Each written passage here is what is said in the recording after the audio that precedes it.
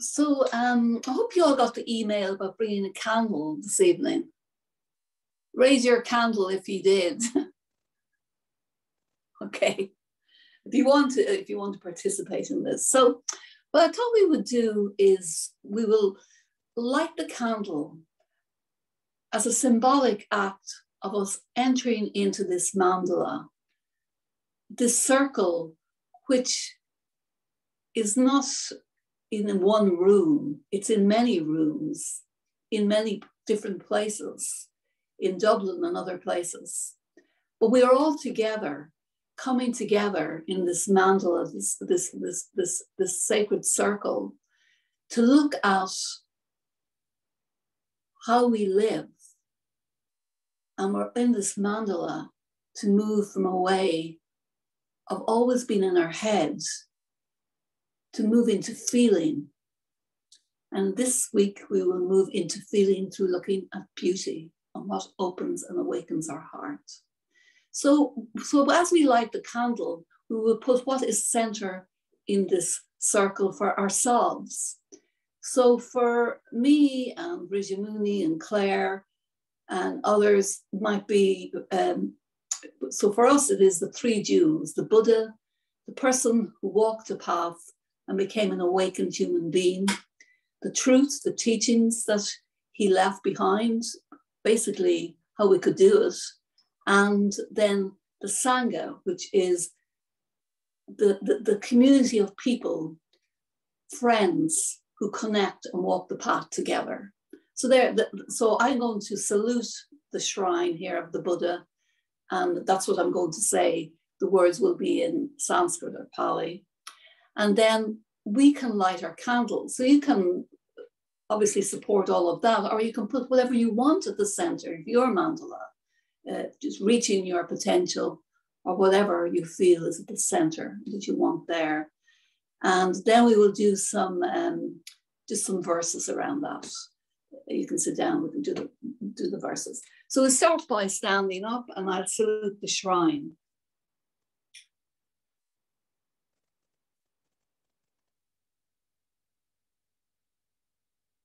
Namo Buddhaya, Namo Dharmaya, Namo Sanghaya, Namo Nama, Om Ahum. So we get some light to light our candle.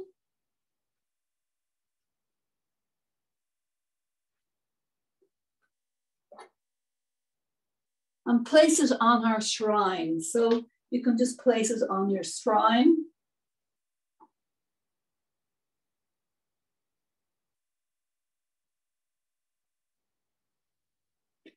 And then I'll do these verses.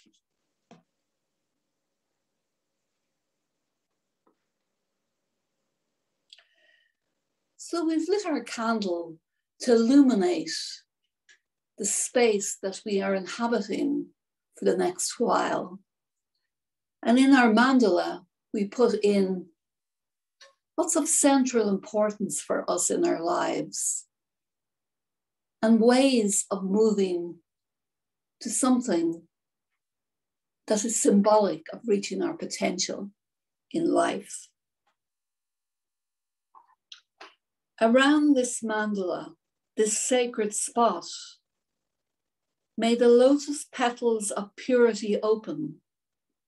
Around this mandala, this sacred spot, may the Vajra wall of determination extend. Around this mandala, this sacred spot, may the flames that transmute samsara into nirvana arise.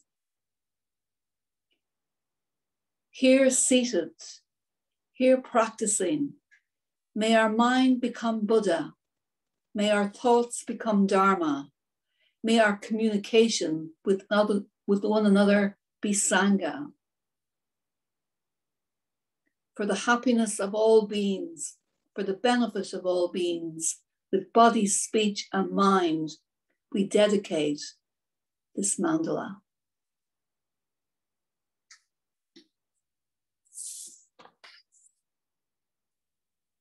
So we'll have time for questions a bit later, and you can ask anything you want about any of that.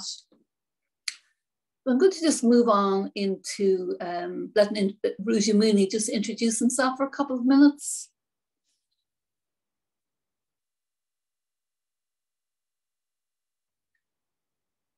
Great. Thanks, Panyamai. Just settling myself back down. So, great to see you all. Great to see faces I recognize, and great to see new faces too. So my name is Rujamuni, and my name means, what does my name mean?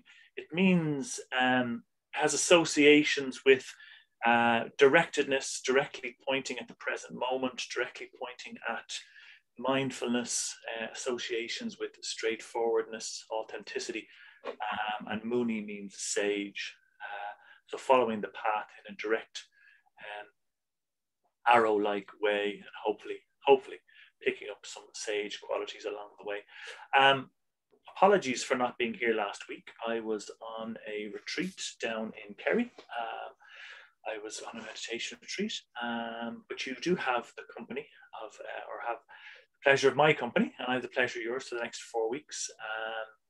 And as I say, I'll be introducing more about this moving to a more aesthetic appreciation, away from just seeing everything in the world in terms of what I can get from it. I'll be talking about that in the second half. But just to introduce myself, say hello, and I'll hand you back to Pranjal. Okay, so we'll just get ready for meditation. So if you could just take a couple of moments to set yourself up, find, I mean, you're happy where you are in your chair, or if you need to move somewhere else to set up your meditation practice, that's fine. Very important when we come to meditate to take time at the beginning and not rush into it, so that we are coming and giving ourselves as much time for everything to settle. So I'll let you do that for a minute.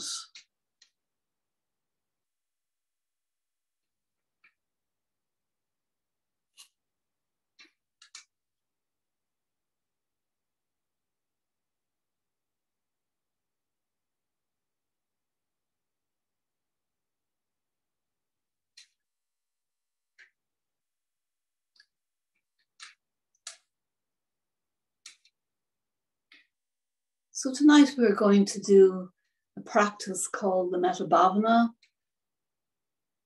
developing love and kindness for yourself and others.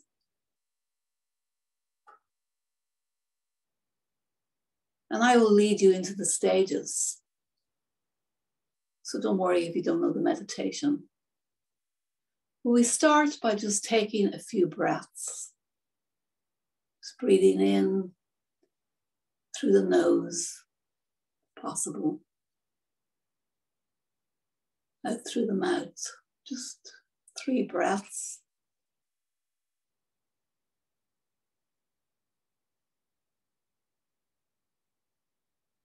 A bit deeper than normal.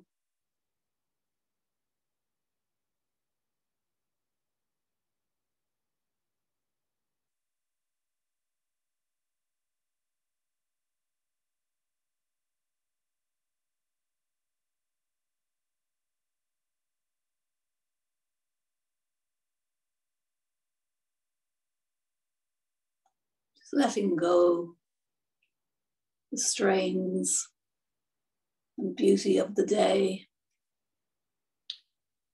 And just arriving here the next while and doing your best to be present. Often we live, in fact, for the most part, most of us, a lot of the time, we just live in our heads thinking about what happens later, or what happened yesterday, or earlier on, what's going to happen later. So when I talk about becoming embodied, I mean having an experience of your whole body, which includes the head. In order to feel, we have to become embodied. So we'll do a bit of this before moving into the meditation. Bringing your attention to your feet, spreading your feet out as much as you can. And feeling that you're in your feet, the sides, the front, the heel, the sole.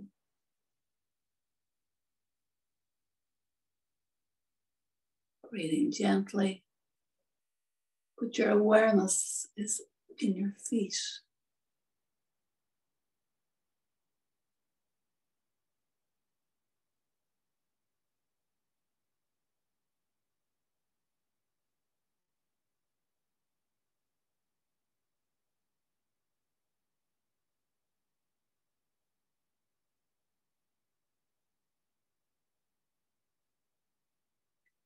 Moving to your hands, palms of the hands, fingers, knuckles. Bringing your awareness into your hands.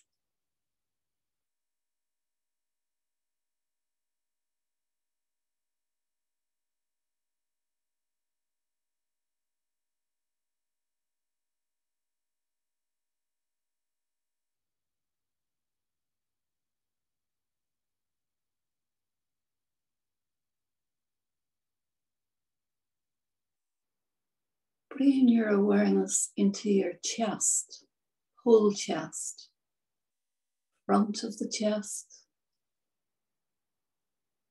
back of the chest, sides of the chest. There's a muscle at the base of our rib cages, the diaphragm. It's the muscle that helps us to breathe and open. Becoming aware of that muscle, the base of your rib cage. Breathing in, feeling the breath in the chest, the lungs in the back.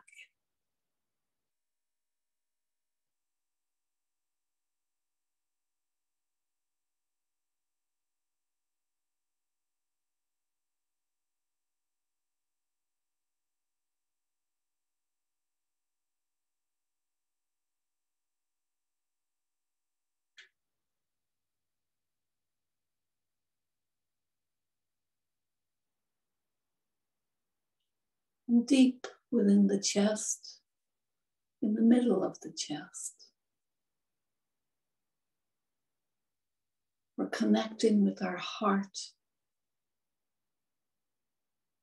not the organ, something deeper. Breathing in gently to the middle of your chest, deep into the heart.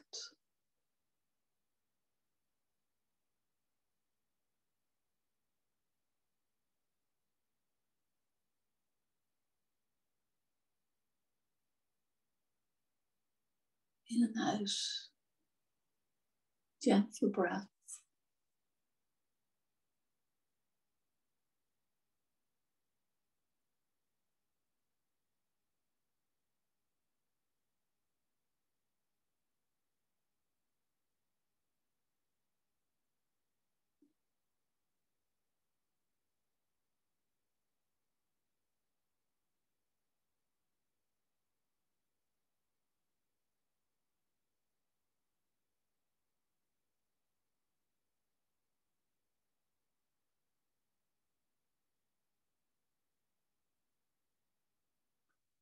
And then moving into stage 1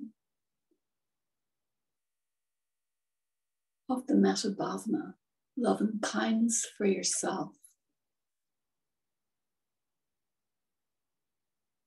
Keeping your awareness in your heart area. And bringing yourself to mind.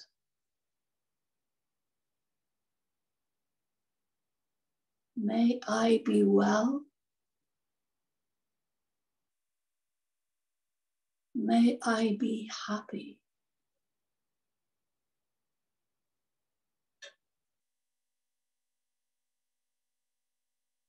May I be well.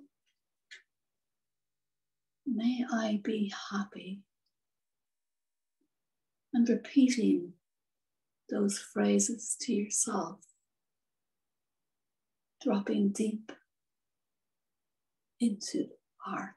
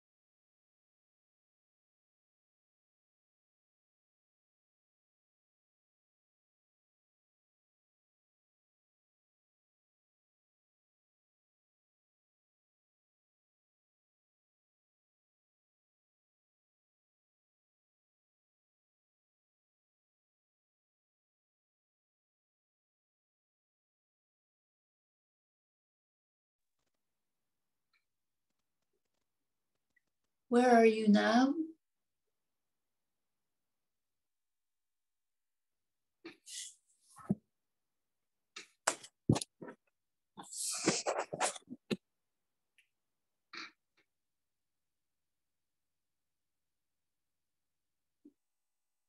Where are you now? Notice coming back to the chest area, deep in the heart, and dropping in metta, love and kindness for yourself. May I be well. May I be happy.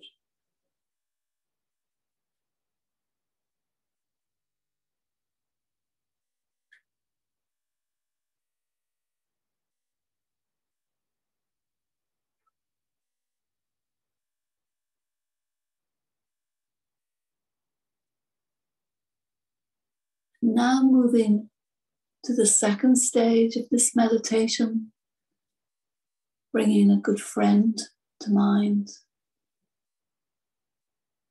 taking a moment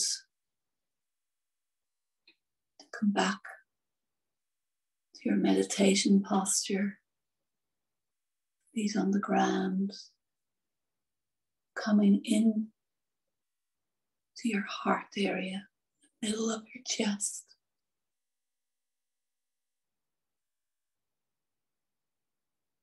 From that place, bring a good friend to mind, saying their name, using the phrases, may you be well, May you be happy.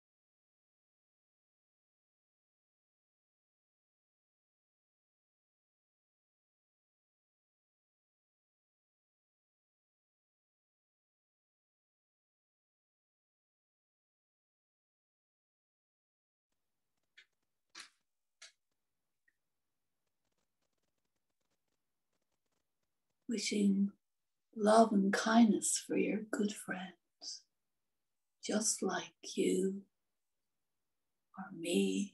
He or she wants to be happy and well.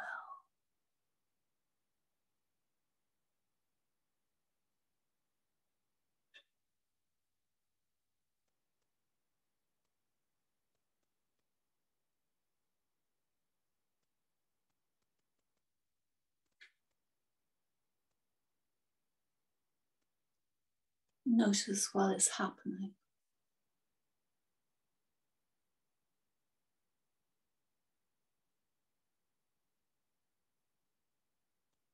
We've moved into thinking a lot, bringing it back into that point deep in the heart, in the middle of the chest. Wishing your friends, may they be well and happy.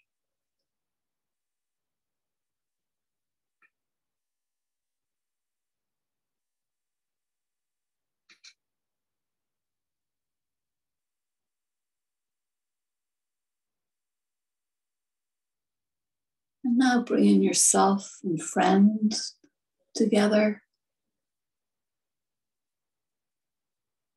Wishing yourself happiness, good health, and your friends. May we be well. May we be happy.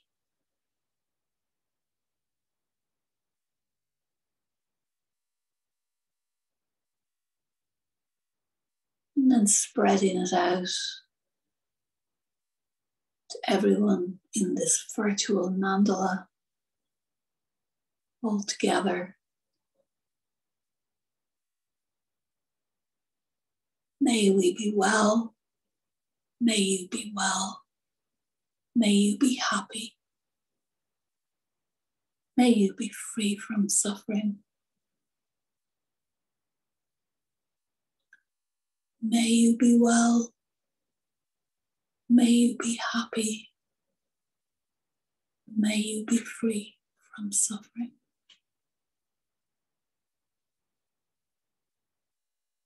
And then spreading out the friendliness, kindness to everyone in the house where you live or flat.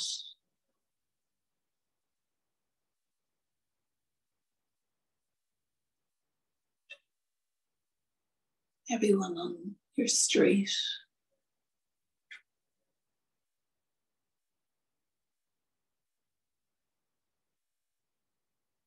And then to all beings. May all beings be well. May all beings be happy. May all beings be free from suffering.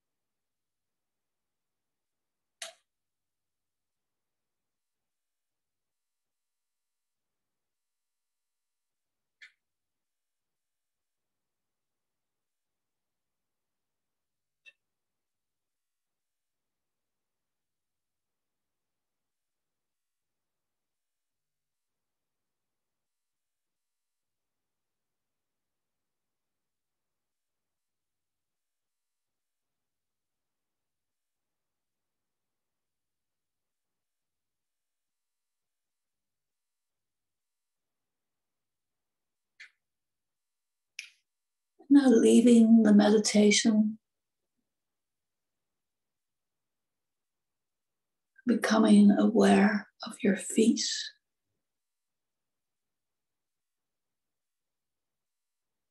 toes, soles of the feet,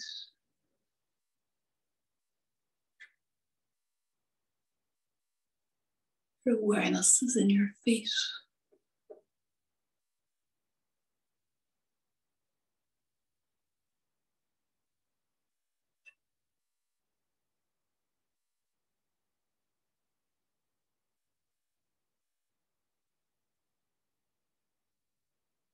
Move into your hands, fingers, palm of the hands, knuckles. Aware of your hands.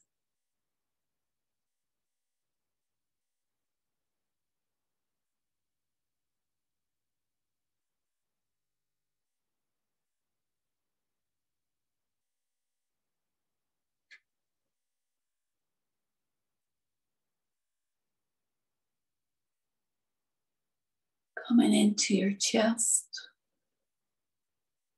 deep within the chest, the heart.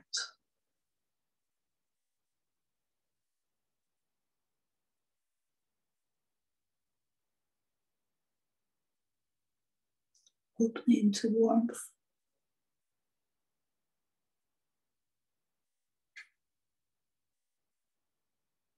Feeling connected.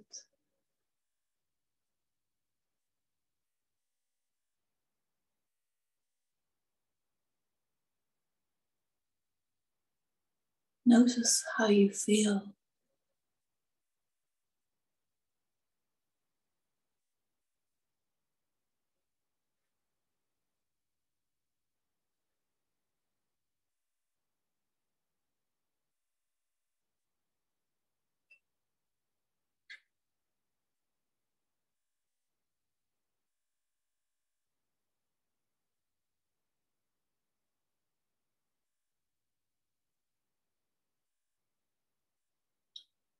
And then letting go. And just sitting for a moment.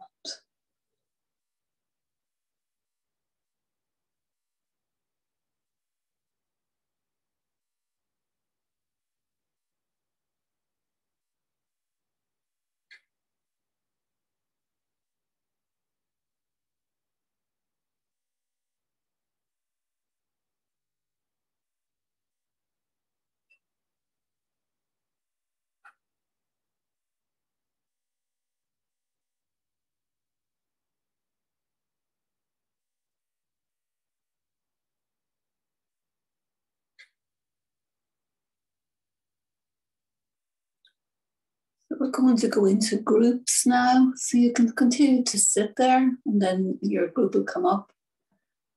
And after the group get a chance to meet together. So Claire, if you could, 10 minutes in the groups. Okay. Thanks.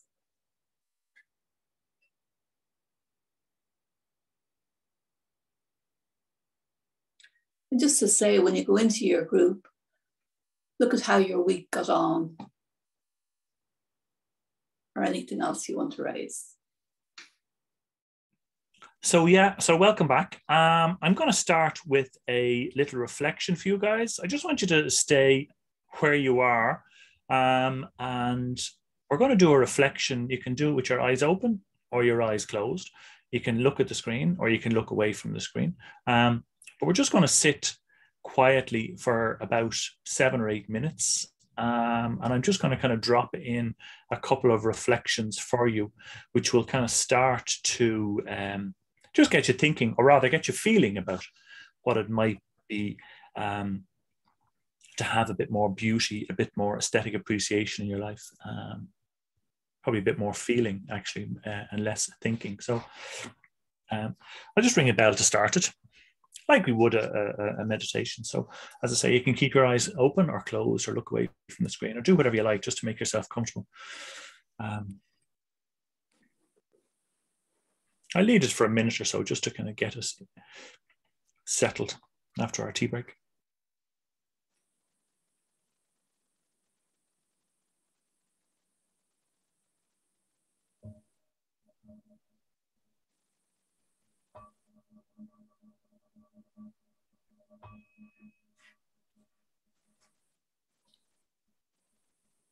So just bringing your awareness into your body.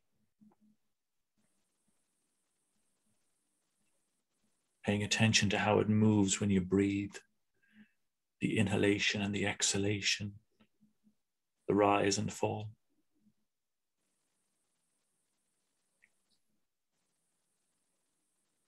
And all I want you to do is just bring your awareness to the exhalations and the inhalations. That's all. Just be aware of when you're breathing out and when you're breathing in.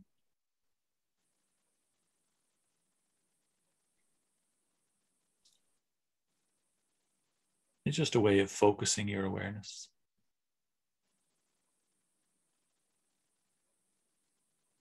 Are you breathing out now, or are you breathing in?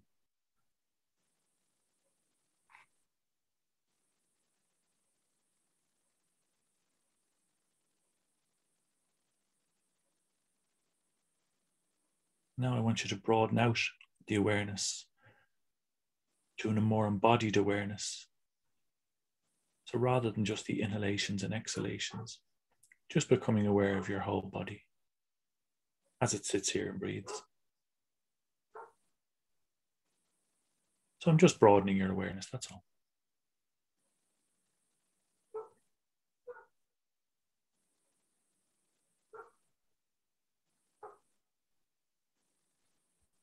And in this in this space of broadened awareness, just want to invite you to think about when you were last moved by something beautiful in your life.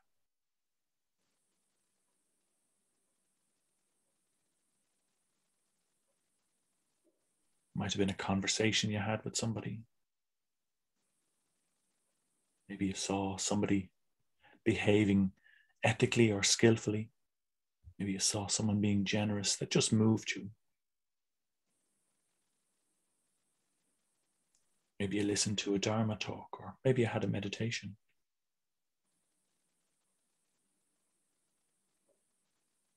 Maybe you listened to a piece of music.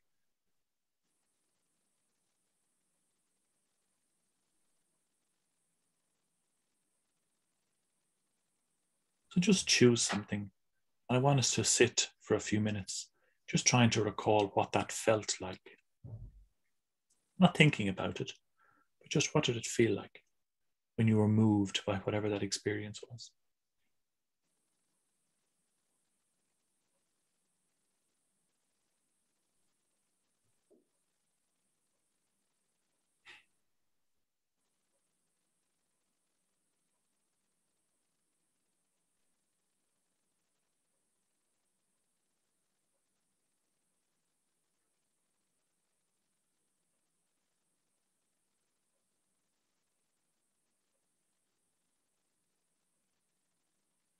And if you get distracted, just come back to an awareness of the inhalation and exhalation, just to ground yourself for a minute or two, and then try and recall that occasion when you were moved by something beautiful.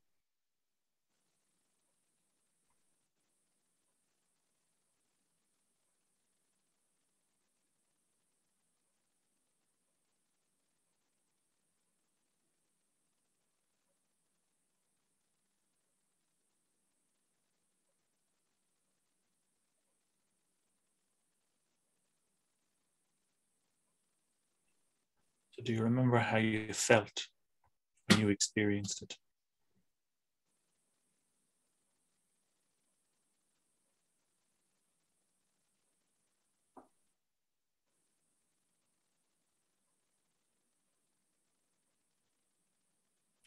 How do you feel now recalling it?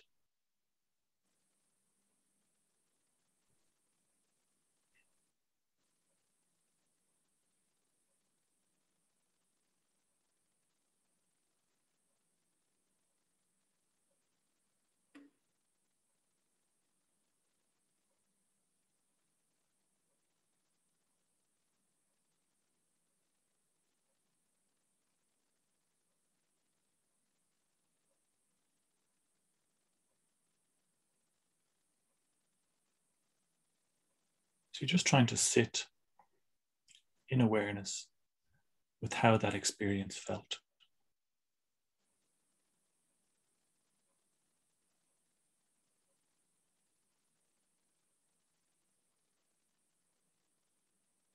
What was it about it?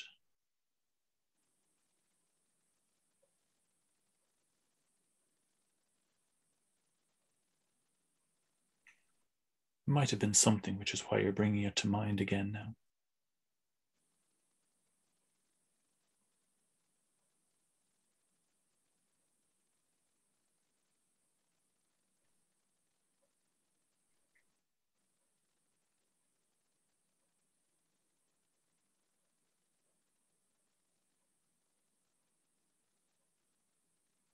And if you were moved by it, was it a strong emotion?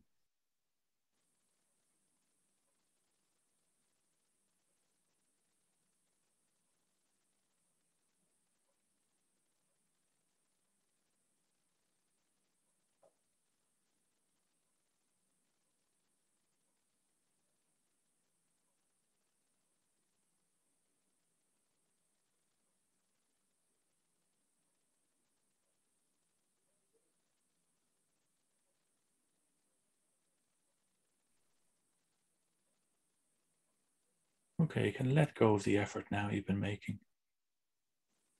And just sit in awareness of your body breathing again.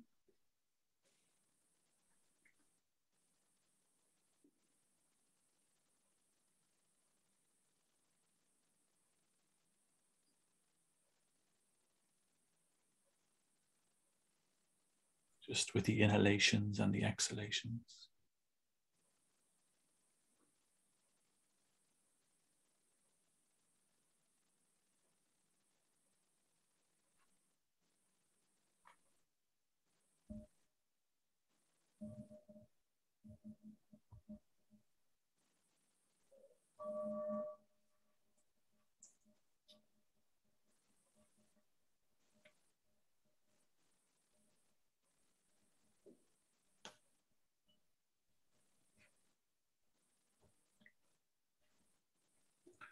When you're ready, you can bring the reflection to an end.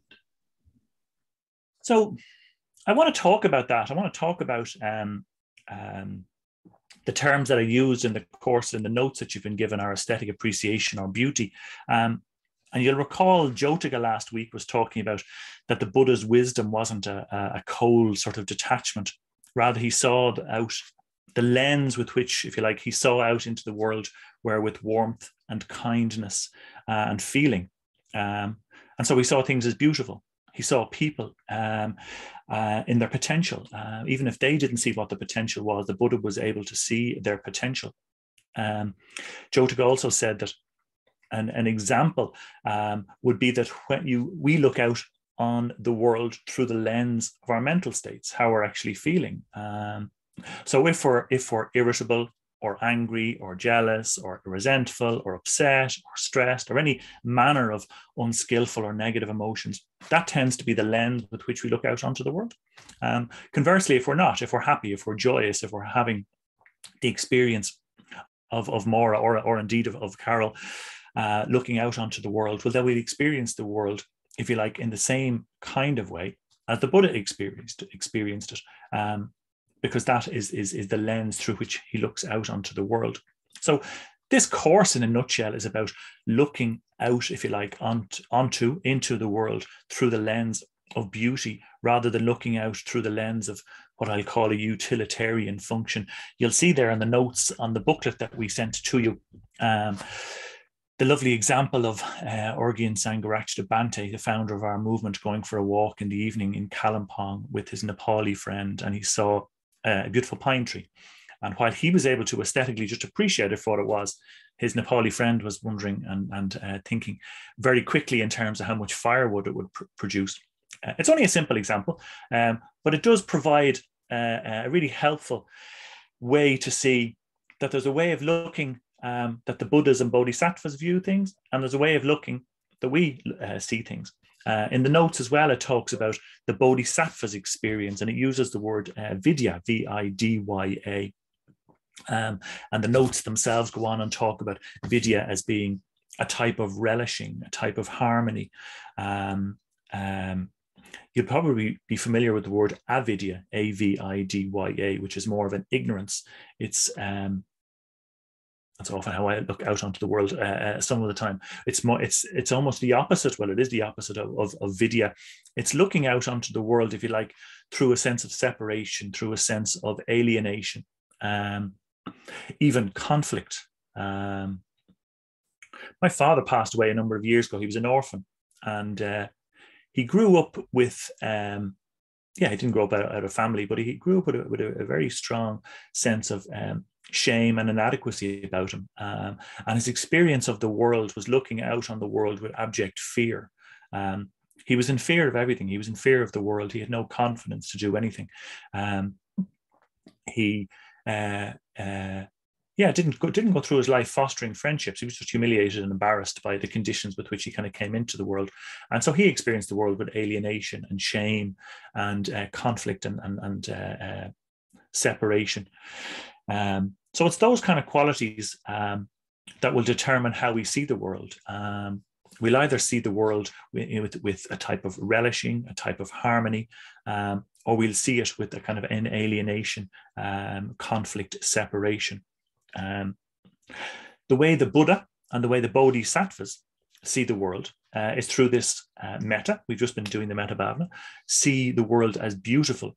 And very simply, the reason the Buddhas and the Bodhisattvas are able to see the world in a way that we don't see it is that they've no desires to be fulfilled.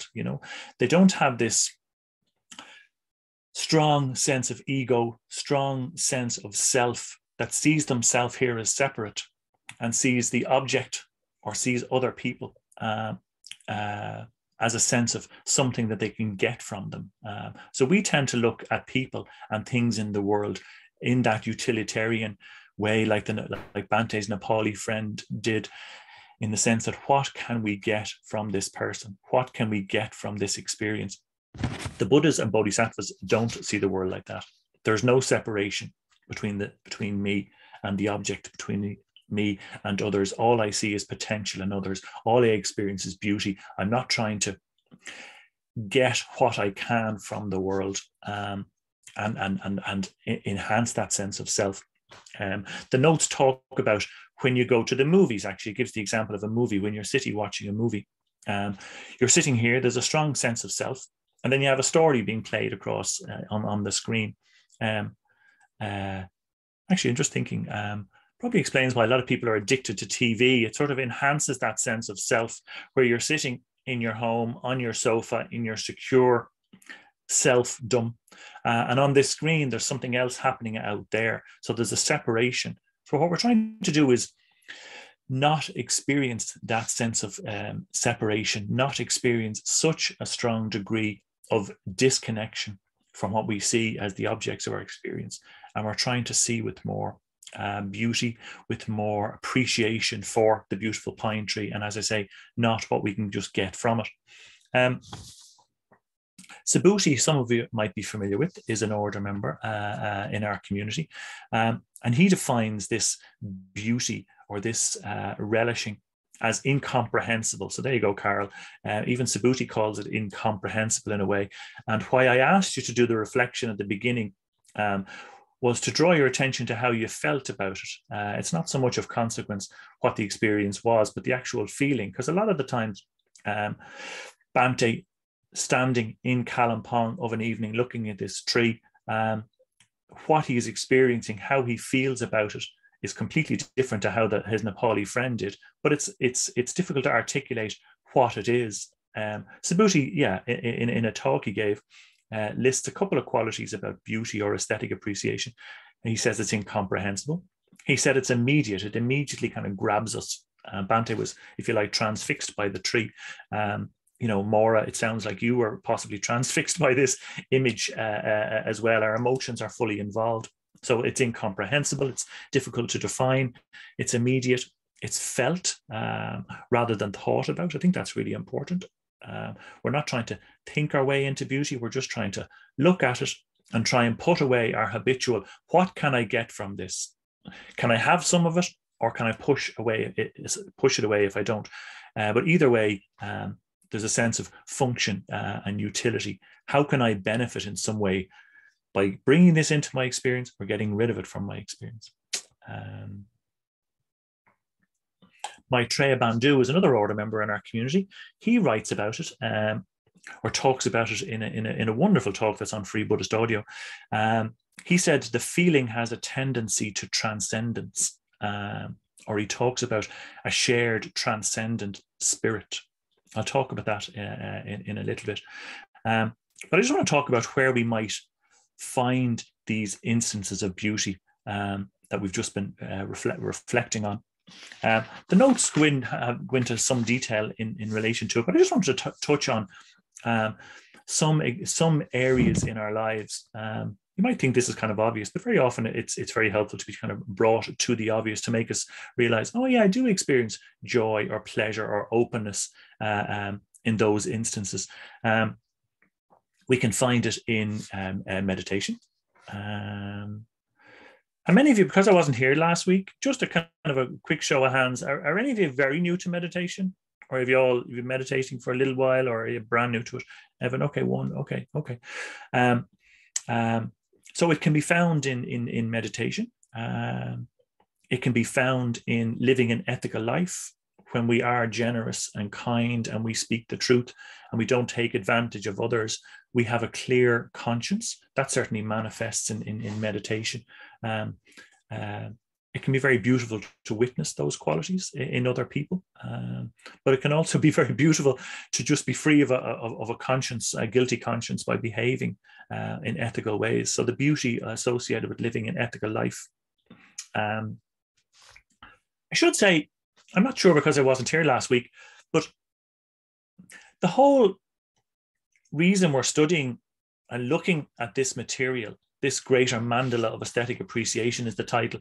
I mean, essentially what Bhante is saying is that we need to see our lives in aesthetic terms. So, you know, we have all the business of our lives. We have our work and our families and our duties and responsibilities, and we have the fun bits as well. We can't miss the fun bits.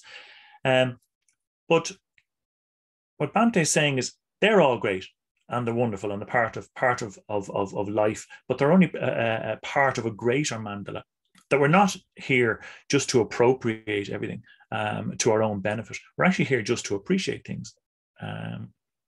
And it's important to remember as well that Bhante gave this teaching that the course is based on around the time when, as I understand it, the London Buddhist Centre was being built, or Sukhavati as it was called, or as it is called. So there was a huge amount of positivity and inspiration. Younger, they're now older order members, but they would have been younger members Tiratna or the Friends of the Western Buddhist Order had all come at that time in London to give their positivity and their energy and their blood, sweat and tears, so to speak, to the building of this London Buddhist Centre. So they were getting on with the business of working.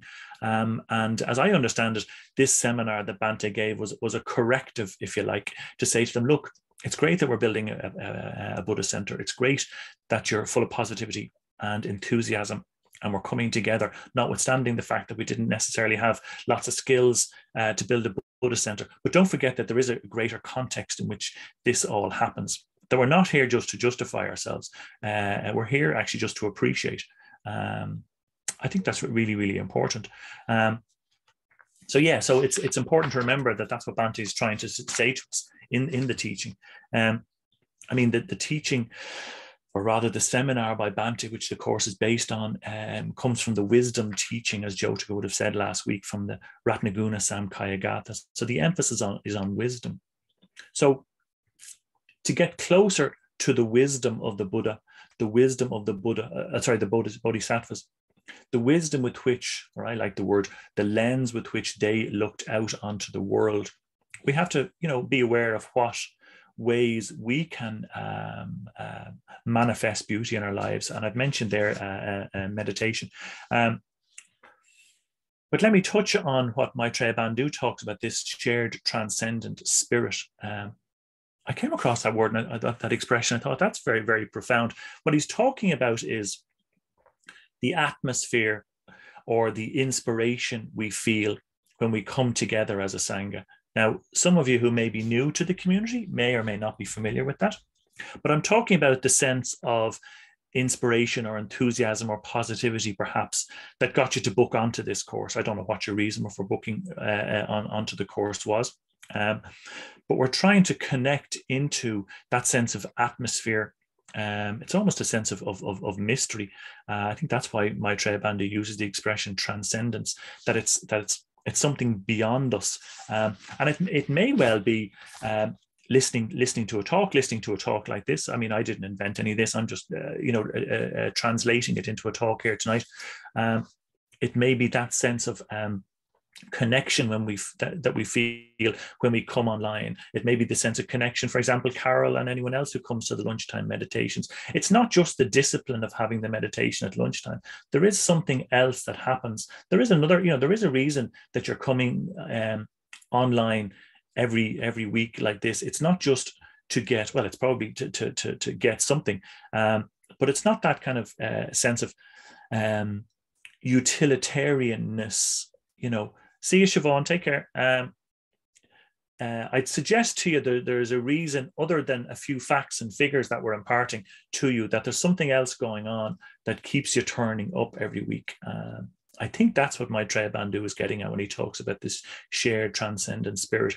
He does talk about in his talk at the end of a puja, there's a mood, there's an atmosphere, there's a spirit. And what we're trying to do is align ourselves with that spirit more and more through coming to courses like this, through going to lunchtime meditations, through, interestingly, reading the Dharma. So we did give you an ebook at the start here. And I think it's underestimated, the importance of reading the Dharma, because, the whole idea, that the whole premise upon which we read the Dharma is to correct our views, our experience of the world. I'm talking about the lens with which we look out onto the world. It's colored, this view that we're only looking out onto the world for what we can get out of it. This is based on a wrong view, and our personal experience is, if you like, colored by our views. This is I don't really have time to spend too much talking about it, but what we're talking about is we have these patterns in us, deep, Maitreya Bandhu calls them deep psychic patterns, with which we construct our life. So we create a sense of me in here, and the world only exists out there for what I can get out of it. We create a me, we create a you, create a world, but it's all just a fabrication. It's not reality. There is no sense of separation. That's not how the Buddha sees. That's not how he looks out. He looks out on with kindliness and concern, and seeing people's potential, you probably quite noticed, certainly in the workplace, the world is not constructed necessarily to bring out the best of us. It's constructed to take from us in a way, take our energy, take our positivity, take our money. So it's very much everyone doing this, if you like, utilitarian thing is trying to take something from us. So we're trying to not see the world like that and just see the world as beautiful. So to see the world as beautiful, we have to kind of feel a sense of abundance and positivity. And essentially, that's what Bhante is trying to encourage us to do. And by reading the Dharma, by reading the little booklet we sent you, by reading other writings by Bhante or listening to talks on free Buddhist audio, we're able to kind of align our inspiration with this atmosphere or this spirit where we start looking out at the world and just start appreciating things like Bhante did looking at the pine tree. Spending time with friends. We've put you into breakout groups. There's also an aspect of aligning ourselves with that inspiration when you're in contact with friends, particularly about, what's kind of more important in your lives, particularly in the Sangha. I don't know how long some of you have been around, whether you've had an experience of Sangha yet or much of an experience. Sure, I can appreciate that. Certainly with COVID, it's been very difficult because we haven't been able to physically allow people to get down to the centre to just experience what it's like to do this in person. And instead of you going off on the tea break and just making a cup of tea and coming back to your computer screen, it's a lot different. It's a lot different in the centre where you're sitting on the sofa. But just to give you a sense that there is more going on than me just imparting knowledge. There is a quality and a depth to the type of friendship that can be developed with people who are trying to grow and develop like you. I just think that's really important. The last thing I want to say just about beauty was we've spent quite a lot of emphasis last week, and particularly last week, well, we've only been on 1 week, talking about doing nothing. Do lots of nothing. I remember hearing that years ago. I thought, I'm never going to do that. That's just so boring. There's not a chance I'm going to do nothing. But I just wanted to kind of re-emphasize how important it is. This doing nothing practice is really getting close to the center of this mandala of aesthetic appreciation. I should say Pranya Mai is going to talk some more about the mandala next week. But this doing nothing practice is very important. And I just want to say briefly why. When you sit and do nothing, and I mean absolutely nothing, just nothing, you find yourself challenged by your self-desire to kind of want to do something. So you sit there and there's a sense that yourself wants to be doing something. I always want to be doing something. I always want to be making my mark on the world. I always want to be thinking about something. I always want to be buying something. I want to be choosing something. Or if I can't afford to buy it, I'll spend ages doing reviews online. Reviews are fantastic. You can spend hours doing reviews and not spend any money at all. It's wonderful. It's even better than buying because it takes up so much more time. It doesn't cost you anything. But at every moment's turn when I'm doing that, I'm recreating myself. There's an expression in Buddhism called rebirth. I see that as me, if you like, my self, the self being reborn in every moment that I choose to assert myself. My Trey Bandhu calls it enacting oneself. I think it's a fantastic expression, enacting yourself. That you be a self by acting as a self. Every time you make a choice, you buy something. You can go online. You could even go online while you're listening to me and go and buy something, and and just assert yourself into the world. So what we're trying to do is, by doing the nothing practice, is not do that. Just sit and feel that burning desire of yourself to kind of send a WhatsApp, go and buy something, go and do something. That sense of kind of, I'm empowering myself, I'm doing something. There's a book on the way from Amazon. Oh, fantastic. There's an email coming back because I've just sent an email. It kind of gives us that sense of the self sort of feels puffed up and inflated. Doing nothing allows you to see yourself doing that. So you see the challenge of not allowing yourself assert itself into the world. And then you start feeling boredom, profound boredom, which Maitreya Bandhu calls a threshold feeling, because a different type of consciousness is coming into being. So that's why we're encouraging you to try and do as much nothingness on this particular course, to allow yourself the opportunity to stop enacting or stop asserting yourself, you know. And when you stop enacting yourself, when you stop asserting yourself into the world, you stop behaving in a utilitarian way, like Bante's Nepali friend, and you start seeing the beauty in the pine tree. That to the extent to which you're constantly throwing yourself into the world, inflating the ego by enacting itself, you'll always be seeing that the ego always wants to see itself, if you like, in that utilitarian sort of way. And that's why the Buddhas and Bodhisattvas don't see the world in that way. Because that's just not how they act. There is no sense of self. The blurb for this course was transcending self and other. But what really Bante is saying to us is, look, if you start surrounding yourself with a little bit more beauty, and that can be in the form of nature or meditation or friendship or reading the Dharma or coming on these courses or going to a museum or listening to classical type of music, which I have to confess I don't do myself. But if we start surrounding ourselves with a little bit more beauty, a little bit more joy in our lives, we actually feel more abundant. We don't see the world as this kind of threatening place. So there's more of us available to see more beauty. There's more of us available to see that beautiful pine tree. We don't feel the world is a threat and that we have to kind of squeeze out of it everything we can, because the self doesn't feel threatened. Because the self is comfortable, not the self. I was going to say the self is comfortable not enacting itself, but if you like, the volume on the self has been turned down. You are more comfortable not having to constantly enact yourself. I mean, there's an expression, spiritual death. I mean, that strikes me as what that's about. It's kind of you're allowing the self to kind of die in that moment. You're not buying the book. You know, you're not rushing out to do the next thing. You're actually sitting down and doing nothing, feeling that urge. Oh, I want to do it. I want to do it. I want to do it. How many more minutes do I have to bloody sit here doing nothing?